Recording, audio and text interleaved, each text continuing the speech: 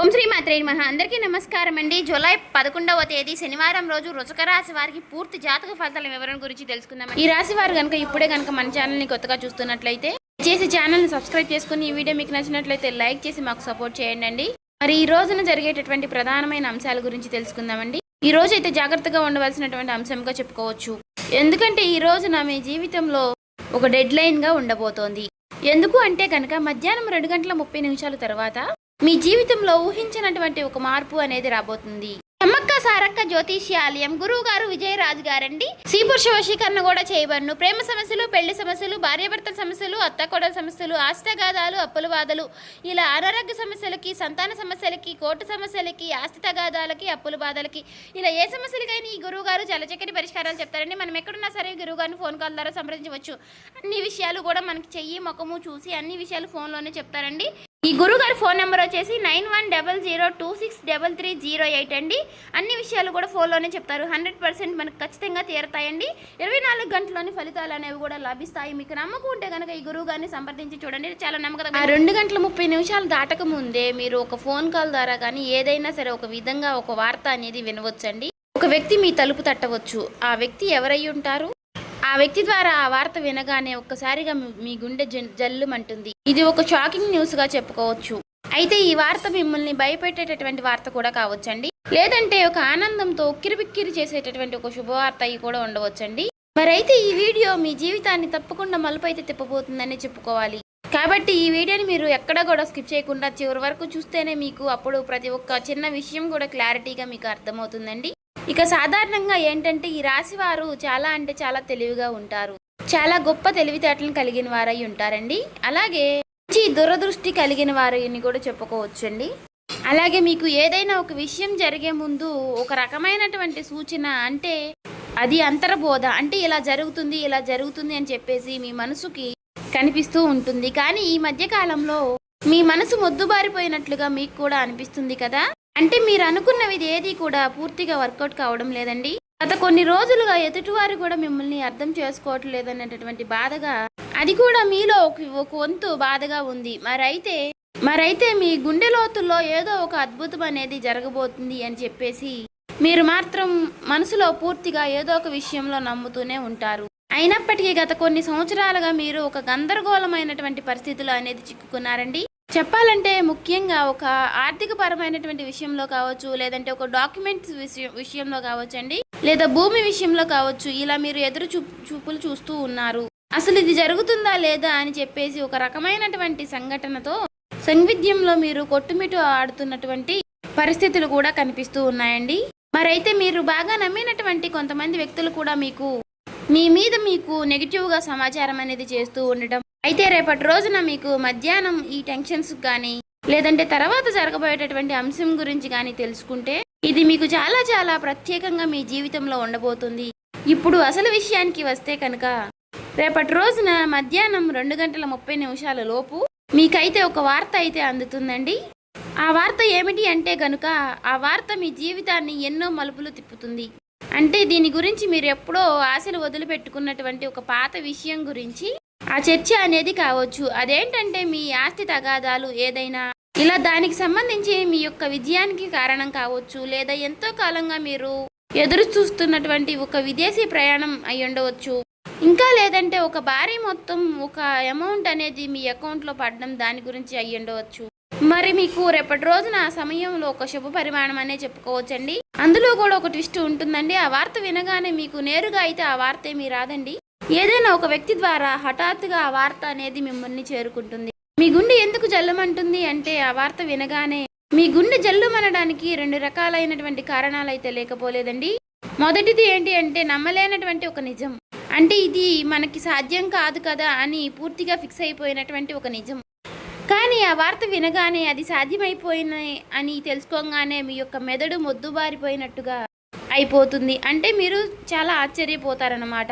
ఆ shocking news వల్ల వచ్చేటటువంటి ఎమోషన్ ఏదైతే ఉందో అది మీ గుండెను కూడా తాకుతుంది. ఇక ఆ వార్తతో పాటుగా ఒక పాత వ్యక్తి పేరు కూడా మీకు రేపటి రోజున బయటకు వస్తుంది. అతను లేదంటే ఆమె మరలా వారు మీ జీవితంలోకి రావడం అనేది జరుగుతుందన్నమాట. వారు వచ్చారా అనేటటువంటి ఒక షాకింగ్ అనేది మీలో కలుగుతుందండి. అది ఆనందం భయం రెండు కలగలిపినటువంటి ఒక రకమైనటువంటి ఒక గొప్ప అనుభూతి లాగా మీకు అనిపిస్తుంది. ఈ అనుభూతి కారణంగా మీకు ఊహించిన విధంగా వచ్చేటటువంటి ఆ ఒక్క వార్త కారణంగా మీరు ఒక్కసారిగా ఆశ్చర్యపోయేటటువంటి అవకాశాలు కూడా చాలా అంటే చాలా ఎక్కువగా కనిపిస్తున్నాయండి. అయితే అసలు మరి ఇప్పుడు ఇది ఎందుకు జరుగుతుంది అంటే, ఇప్పుడు మీరు సాధారణంగా మీరు ఈ 2 గంటల 30 నిమిషాల లోపు దీనికి సంబంధించినటువంటి దీనికి కారణం ఏమిటంటే, మీరు గతంలో చేసినటువంటి ఒక రహస్యకరమైనటువంటి ఒక సహాయం అనేది, లేదంటే ఒక ఇన్వెస్ట్మెంట్లో మీరు పూర్తిగా మర్చిపోయినటువంటి పూర్తిగా ఒక పని, దానికి సంబంధించినటువంటి ఒక మంచి ఫలితాలను అయితే మీకు ఇప్పుడు ఇస్తుందండి. మీ వెనుక ఎవరో మీకు తెలియకుండానే ఈ పని అనేది పూర్తి చేస్తారు. ఎవరు చేసుంటారు అని చెప్పుకోవాలి అంటే మాత్రం ఆ భగవంతుడే చేశారని చెప్పుకోవాలి. అంటే ఈ రోజున కొంతమంది వ్యక్తులు ఆ నిజాన్ని బయట పెట్టాలి అని నిర్ణయించుకుని ఉంటారు. అయితే అందుచేత వారు ఊహించని విధంగా మీకు ఈ ధనలాభం అనేది మీదే, ఈ ఆస్తి కూడా మీదే, దానికి సంబంధించినటువంటి డాక్యుమెంట్స్ కానీ ఇలాంటివి ఏవైనా సరే తీసుకువచ్చి మీకు పూర్తిగా వివరణ అనేది చేస్తారండి. వీటన్నిటిని చూసుకుంటే కొంచెం రెస్ట్ తీసుకునేటటువంటి ప్రశాంతకరమైనటువంటి రోజు అని చెప్పుకోవచ్చు. ఊహించిన విధంగా వారు చెప్పడం వల్ల మీకు కొంచెం ఆశ్చర్యకరంగా అనిపిస్తుంది. అయితే దీనికి మరొక రీజన్ కూడా ఉందండి. గ్రహస్థితి పరంగా చూసుకున్నట్లయితే గనుక మీకు ఈ రోజున శని ప్రభావం అనేది కొంచెం తక్కువగానే కనిపిస్తుంది. అలాగే ఈ రోజున మీకు శని భగవానుడు మంచి అవకాశాలను కూడా ఇవ్వబోతున్నాడండి. రాహువుల యొక్క సంచారం, గురు దృష్టి మీ యొక్క రాశి యొక్క పైన కూడా పడిందండి. కాబట్టి ఈ 2 గంటల 30 నిమిషాలు అనేది ఈ రాశి వారికి ఒక ముహూర్తం లాంటిది అన్నమాట. మరి ఈ సమయంలో గ్రహాల యొక్క కలయిక వలన మీకు ఆశ్చర్యకరమైనటువంటి ధనలాభం కానీ, లేదంటే ఒక ముఖ్యమైనటువంటి కీలకమైనటువంటి వార్త వచ్చేటటువంటి అవకాశం, అది కూడా ఆ వార్త నుంచి వచ్చేటటువంటి ఒక లాభం మీకు అన్ని రకాలుగా చాలా అంటే చాలా ఆశ్చర్యకరమైనటువంటి విషయాలను అయితే కలిగిస్తాయండి. అయితే ముఖ్యంగా దీనివల్ల ఏంటంటే, మీరు మీ జీవితంలో ప్రధానంగా చూసుకున్నట్లయితే రేపటి రోజున మీకు ఉన్నటువంటి కొన్ని పెద్ద పెద్ద టెన్షన్స్ కూడా తగ్గుతాయండి. సమాజంలో గౌరవ ప్రతిష్టలు కూడా పెరుగుతాయి. ఆ వార్త వినగానే మీరు ముందు ఎమోషనల్ అయిపోతారు. కానీ ఆ సమయంలోనే మీరు తప్పుడు నిర్ణయాలు తీసుకునే అవకాశాలు కూడా కనిపిస్తున్నాయండి. అంటే అలాగే ఏదైనా మీరు కొంచెం అంటే మీకు బీపీ అనారోగ్య సమస్యలు ఉన్నవారు కూడా ఆవేశపడిపోయి తొందరపడి నిర్ణయాలు తీసుకోకుండా కొంచెం ప్రశాంతంగా నిర్ణయాలు తీసుకోవడం, సమర్థవంతంగా ఎదుర్కొనేటటువంటి ప్రయత్నం అనేది చేయాలండి. అటువంటి శక్తి ఉన్నప్పుడు ఏ విధంగా కూడా మనం భయపడాల్సిన అవసరం అయితే లేదండి. ప్రతి ఒక్క మనిషి విషయంలోనూ కూడా శుభవార్తలు అశుభవార్తలు సాధారణం. ఒక్కొక్క రోజు మనకు చాలా ప్రశాంతంగా అనిపిస్తుంది, ఒక్కొక్క రోజు అసలు ఈ రోజే బాగాలేదు, చాలా ఒత్తిడిగా ఉంది, నిద్ర లేచినప్పటి నుంచి ఎవరి ముఖం చూసాము అన్నట్లుగా ఒక రకమైనటువంటి ఫీలింగ్ అనేది మనలో కలుగుతూ ఉంటుంది.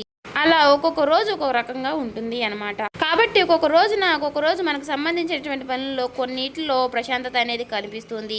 అదేవిధంగా ఒక్కొక్క రోజు మనకు సంబంధించిన పనుల్లో పూర్తిగా డేలా పడిపోతామేమో అన్నట్లుగా అనిపిస్తూ ఉంటుంది. కాబట్టి ఏదైనా మన ఆలోచన విధానంలో మనం తీసుకునే నిర్ణయాలు బట్టి ఉంటుందండి. కాబట్టి ఈ రోజున ఉదయం టైంలో ఆ శివుడి యొక్క ఆరాధన చేసుకోవడం, ఓం నమః శివాయ అనే మంత్రాన్ని జపించుకుంటూ ఉండడం, వీలైతే మీరు శివాలయానికి వెళ్ళి 11 ప్రదక్షిణలు కానీ 21 ప్రదక్షిణలు కానీ చేసుకుని కాసేపు ఆ ఆలయంలో ప్రశాంతంగా కూర్చుని శివుని దర్శనం చేసుకుని మీకు వీలైనన్ని సార్లు లేదంటే 108 సార్లు కానీ ఓం నమః శివాయ అనే మంత్రాన్ని జపించడం వల్ల మీకు ఉన్నటువంటి కొన్ని నెగిటివిటీ అనేది తొలగిపోయి పాజిటివిటీ అనేది పాస్ అవుతుందండి.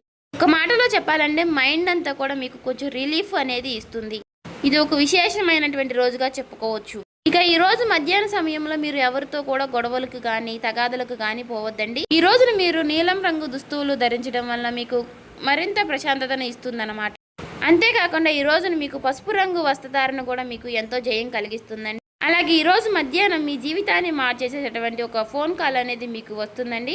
ఆ ఫోన్ కాల్ రూపంలో మీ జీవితంలో ఒక సరికొత్త వెలుగుని నింపాలని చెప్పేసి మనస్ఫూర్తిగా నేను కూడా కోరుకుంటున్నాను. ఇక ఈ రోజున మీకు తూర్పు దిక్కు ప్రయాణం అనేది ఎంతో విశేషంగా ఉంటుంది. ఇక ఎప్పుడూ కూడా మీకు వీలైనంత సహాయం మీరు ఎవరికైనా చేయడంలో మీరు ముందుంటారు. ఒకరిని ముంచాలి, ఒకరిని నష్టపెట్టాలి, ఒకరికి సమస్యలు కలిగించాలని చెప్పేసి మీరు ఎప్పుడు కూడా అనుకోరు. మీ మనసులో కూడా మీకు ఎప్పుడూ కూడా అలాంటి ఊహలు కూడా రావండి. కాబట్టి మీ మంచితనం వల్లే మీకు ఎప్పుడూ కూడా మంచి జరుగుతూ ఉంటుంది. అలా మీకు ఆగిపోయినటువంటి పనుల్లో కూడా ఒక మంచి మార్పులు కలగడానికి అది కూడా ఒక సహాయపడుతుందండి. అలాగే మనం ఎప్పుడైనా సరేనండి చేసినటువంటి మంచి పనులు మనకి ఒక్కొక్క రోజు మనకి అవే సహాయపడుతూ ఉంటాయని చెప్పుకోవచ్చు. అలా నిదర్శనమే ఈ రోజు అండి. కాబట్టి మీ జీవితంలో రాబోయేటటువంటి మీ జీవితంలో ఒక మంచి మార్పు అనేది వస్తుంది. మీరు మనస్ఫూర్తిగా మంచిగా ఈ రోజున పాజిటివ్గా ఉండండి. మీ మనసులో మీరు ఎప్పుడు ఎటువంటి నెగిటివ్ ఆలోచనలు అనేవి చేయకండి. అలాగే మీరు ఏదైనా ఒక విషయం గురించి నిర్ణయం అనేది తీసుకునే ముందు 1కి 4 సార్లు ఆలోచించి పెద్దల యొక్క సలహాలు సూచనలు తీసుకుని జాగ్రత్త నిర్ణయాలు అనేవి తీసుకోండి. అలాగే మీ ఇంట్లో పెద్దల యొక్క ఆశీర్వచనాలతో పాటు మీ జీవిత భాగస్వామి యొక్క నిర్ణయాలని గౌరవించండి. ఇక ఈ రోజున మీరు బయటికి వెళ్ళే ముందు ఆ శివుడి యొక్క బసం కానీ లేదంటే సింధూరాన్ని కానీ ధరించండి నుదుటిన. ఇలా ధరించడం వల్ల మీకు వచ్చేటటువంటి కొన్ని నెగిటివ్ ఆలోచనలు నెగిటివ్ సమస్యలు అనేవి తొలగిపోతాయి. అంతా కూడా పాజిటివిటీగా ఉంటుంది. మీ మనసు కూడా చాలా ప్రశాంతంగా ఉంచుకోనండి. నలుగురితో నవ్వుతూ మాట్లాడండి. ఎవరి మీద కూడా చిరాకు పడడం కోప్పడడం ఇలాంటి పనులు చేయకండి.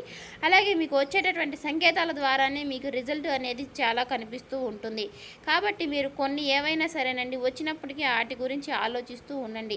సో చూసారు కదండి, ఈ వీడియో కనుక మీకు నచ్చినట్లయితే ఓం శ్రీ మాత్రే నమః అని కామెంట్ చేసి లైక్ చేసి మాకు సపోర్ట్ చేయడం మాత్రం మర్చిపోకండి. ఇంకా ఎవరైనా మన ఛానల్ సబ్స్క్రైబ్ చేసుకునే వాళ్ళు ఉంటే దయచేసి సబ్స్క్రైబ్ చేసుకోండి.